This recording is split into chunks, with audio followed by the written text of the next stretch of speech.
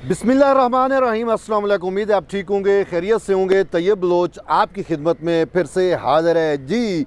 आज की अहम डेवलपमेंट ये है कि सुप्रीम कोर्ट ऑफ पाकिस्तान ने नैब तरामीम बहाल कर दी। नैब तरामीम के ख़िलाफ़ जो 3 रुकनी बेंच का फ़ैसला था उसको उड़ा के रख दिया। तहरीक इंसाफ के बानी चेयरमैन की जो दरख्वास्तें थीं वो मुस्तरद हो गई हैं और इस हवाले से वफाकी हुकूमत की जो दरख्वास्तें थीं, जो अपीलें थीं, उनको मंजूर कर लिया गया है।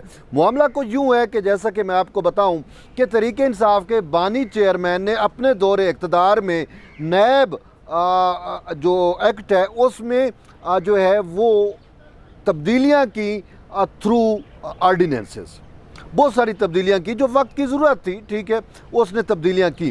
लेकिन उसके बाद जब PDM की हुकूमत आई, पाकिस्तान डेमोक्रेटिक मूवमेंट जिसे हम कहते हैं, उसकी जब हुकूमत आई तरीके अदम एतमाद के बाद, उसके बाद जो है वो PDM की हुकूमत ने नैब तरामीम की। अब वो नैब तरामीम जब हुई तो तहरीक इंसाफ के बानी चेयरमैन पार्लिमान से भगोड़े हो चुके थे, भाग चुके थे।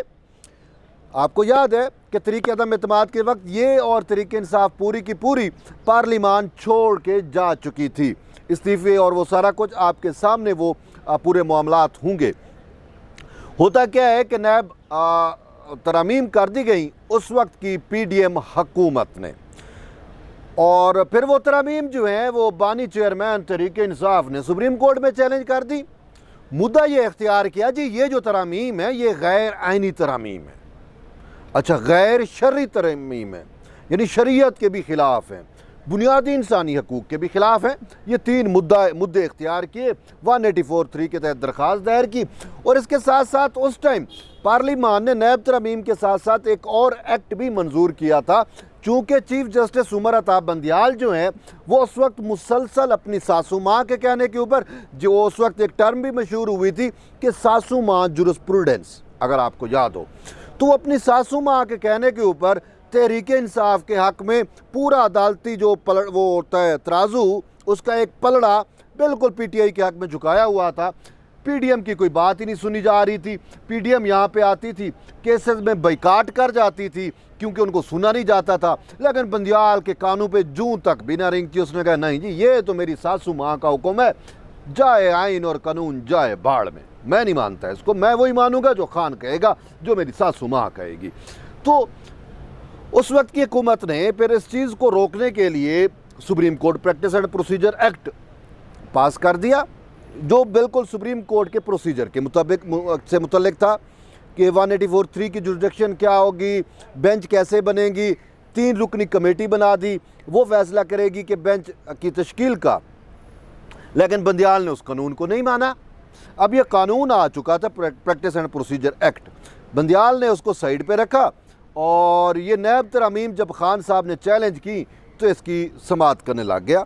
3 रुकनी बेंच बनाया। अब उस एक्ट के मुताबिक ऐसे मामलात पे 5 रुकनी बेंच बनना चाहिए, लेकिन बंदियाल तो मानता नहीं था ना इनको ना कानून को, तो उसने अपना 3 रुकनी बेंच बनाया और 3 रुकनी बेंच में जो है वो लगातार इसकी समाअतें की।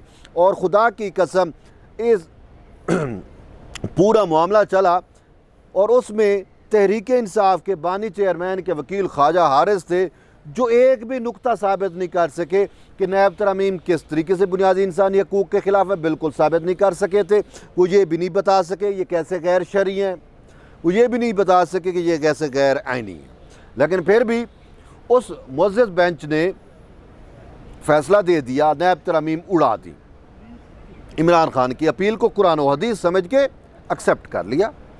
उसमें एक जज थे जस्टिस मंसूर अली शाह, जिन्होंने उस टाइम भी इमरान खान को पार्लिमान का भगोड़ा कहा, जहाँ से बात शुरू की मैंने, भगोड़ा, पार्लिमान का भगोड़ा कहा और इसको कहा कि आपको पार्लिमान में लड़ना चाहिए था, यहाँ पे आप आए हो, ये गलत है। और उसने पार्लिमान की सुपरमेसी को बरकरार रखा, बहाल रखा जस्टिस मंसूर अली शाह ने। अच्छा, फिर क्या होता है, काजी फैज़ ईसा चीफ जस्टिस बन जाते हैं, supreme court practice and procedure act का इतलाक़ हो जाता है।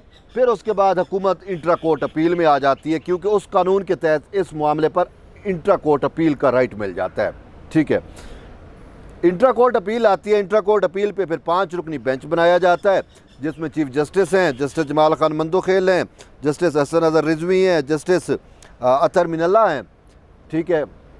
तो यूँ ये 5 रुकनी बेंच जो है वो इस मामले पर मुसलसल समातें करता है, फ़ैसला महफूज हो जाता है।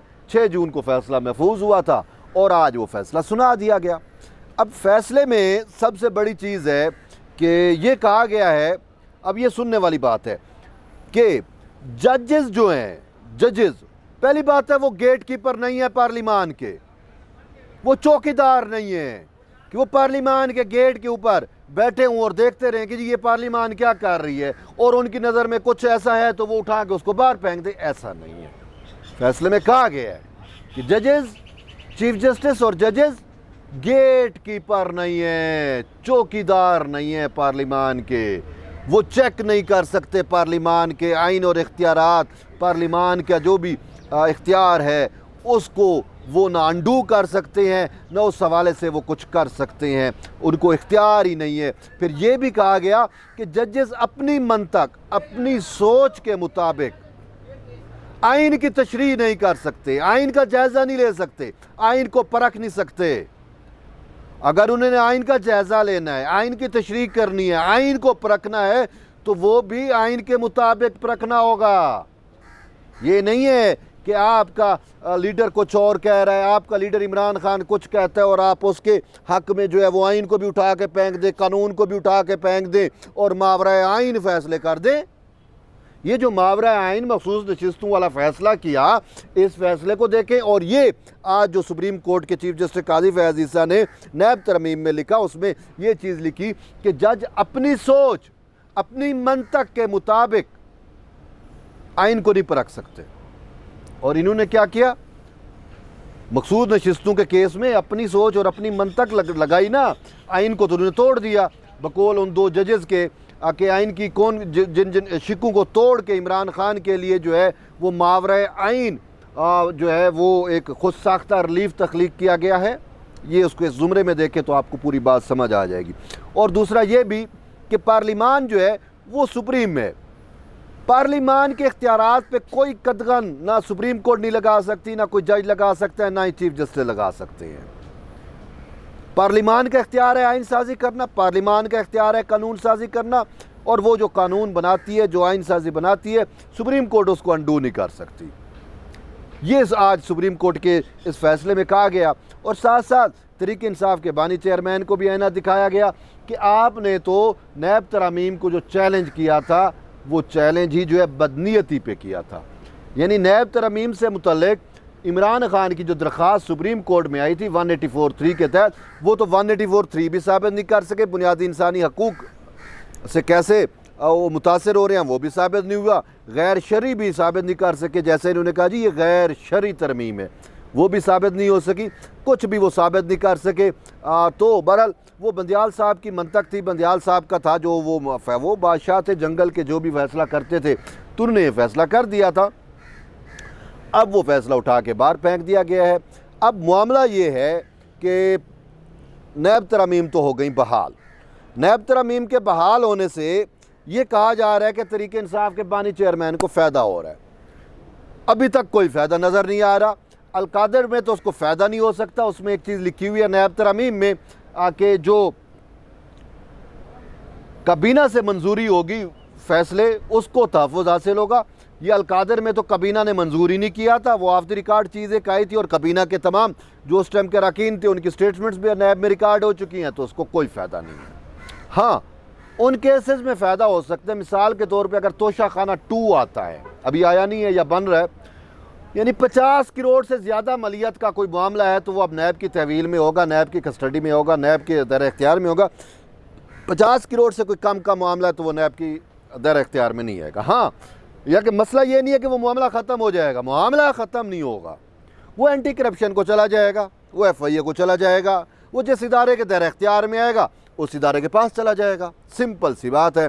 तो इसमें तहरीक इंसाफ के बानी चेयरमैन को कोई फ़ायदा नहीं हो रहा और जो ऐसा कह भी रहे हैं वो गलत बयानी कर रहे हैं। और बाकी इससे जो PDM की क़यादत के ख़िलाफ़ केसेस बनाए गए थे, मैं ये समझता हूँ कि उनको फ़ायदा ज़रूर मिलेगा, क्योंकि उन्होंने उनके ख़िलाफ़ केसेस बदनीयती पे मबनी थे और मेन ये थे कि उन्होंने जो भी फैसले किए उसको काबीना की मंजूरी से हुए थे, और बहुत सारी ऐसी चीज़ें थी यहाँ जो रिकॉर्ड पे हैं। तो इसी वजह से PDM को रिलीफ मिल जाएगा, बाकियों को बानी चेयरमैन तहरीक इंसाफ को इस मामले से कोई ख़ास रिलीफ नहीं मिलेगा, क्योंकि उन्होंने काबीना को भी बाईपास किया था। असल चीज़ ये, अगर काबीना से मंजूरी ले लेते तो शायद वो भी अलकादर में भी बच जाते। तो बहरहाल ये अब तक की अपडेट थी। मज़ीद अभी डिटेल जजमेंट पढ़ेंगे, इसके नए एंगल निकालते हैं, फिर इंशाल्लाह आपसे डिस्कस करेंगे। तब तक जुड़े रहिए तैयब बलोच के साथ। मिलते हैं एक नई वीडियो में, इजाज़त दें, अल्लाह हाफ़िज़।